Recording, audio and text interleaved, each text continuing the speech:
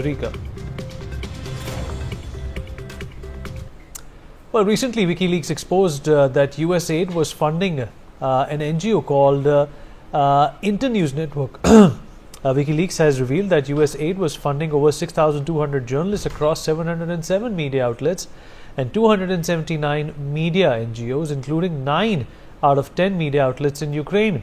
The Internews works with 4,000 plus outlets to train journalists on left ideology and US state propaganda.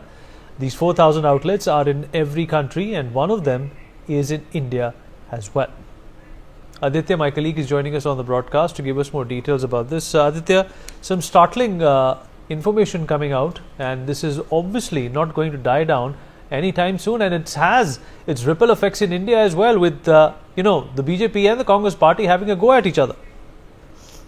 Well, absolutely. If you see, the USAID had provided $62 million to an institute, to organizations linked to George Soros, and this money, this huge amount was given to one of the institute named East West Management Institute, which is linked to George Soros Observer Society Foundation. It is very critical, at this juncture, Vinitya, that these things have happened. There was during the election 2024 elections, George Soros was in the center of controversy, as we know that the BJP MP Nishikant Dubey had also raised this concern in the parliament, as to why is the US meddling in Indian elections through George Soros, and there have been some reports wherein Sonia Gandhi is believed to be partnered with George Soros. So all this is very significant. At this point of time, it is very crucial. How these developments are panning. There have been a war of words between the BJP and Congress with regard to this illegal this meddling of US in elections through the funding of USAID. Now, it needs to be seen from here on how this entire scenario unfolds. Yes, Vinny. Aditya, thank you for that. Mr. Sanjeev Srivastav, international affairs expert, also joins us on the broadcast. Mr. Srivastav, what do you make of this? This is a huge expose, and now there is clarification coming in that Bangladesh needed help with its elections. The point is, why do these independent democracies, which Bangladesh is no longer, need any help with their elections and funding from the United States? It sounds very fishy.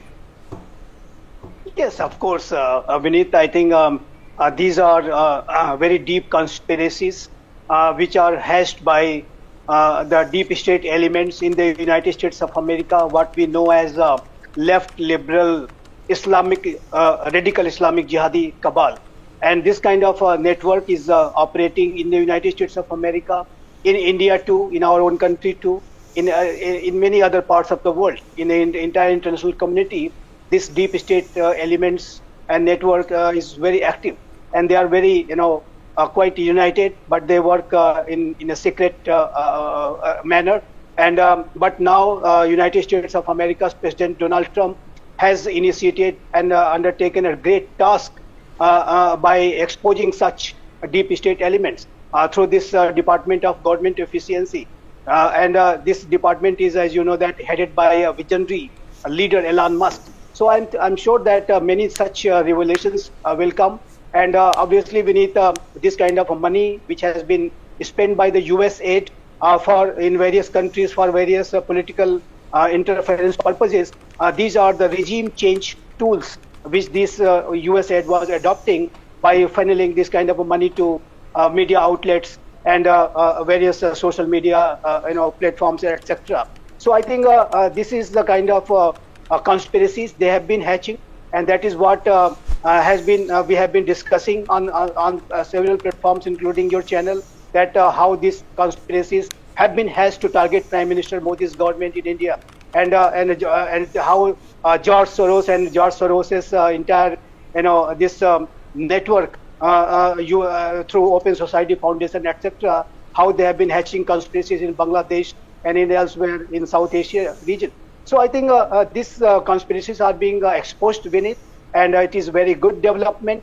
And I think I've been saying through your channel too that in India also a thorough investigation must be done, that whichever money came from wherever, how that money was received, which came from USAID.